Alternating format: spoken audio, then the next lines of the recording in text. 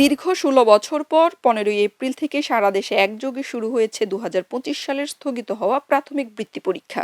সকাল ১০টা থেকে শুরু হয়ে প্রথম দিনের বাংলা বিষয়ের পরীক্ষা চলবে দুপুর ১২টা ৩০ মিনিট পর্যন্ত।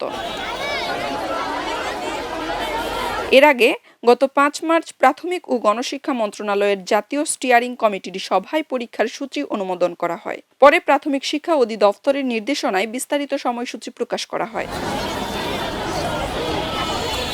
প্রকাশিত সূচি অনুযায়ী ১৬ই এপ্রিল ইংরেজি, ১৭ই এপ্রিল প্রাথমিক গণিত এবং ১৮ই এপ্রিল বাংলাদেশ ও বিশ্ব পরিচয় ও প্রাথমিক বিজ্ঞান বিষয়ের পরীক্ষা অনুষ্ঠিত হবে। প্রতিটি পরীক্ষা সকাল ১০টায় শুরু হয়ে ২.৫ ঘণ্টা ধরে অনুষ্ঠিত হবে।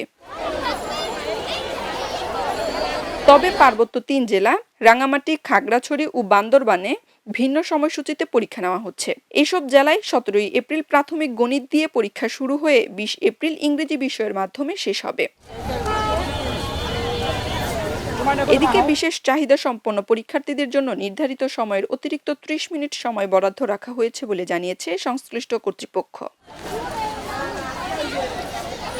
দেশে সর্বশেষ পূর্ণাঙ্গ প্রাথমিক বৃত্তি পরীক্ষা অনুষ্ঠিত হয়েছিল ২০০৮ সালে। পরে ২০০৯ সাল থেকে প্রাথমিক শিক্ষা সমাপনী পরীক্ষা চালু হওয়ায় এ পরীক্ষা বন্ধ হয়ে যায়। যদিও ২০২২ সালে পরীক্ষামূলকভাবে একবার নেওয়া হলেও পরবর্তী বছরগুলোতে তা স্থগিত ছিল।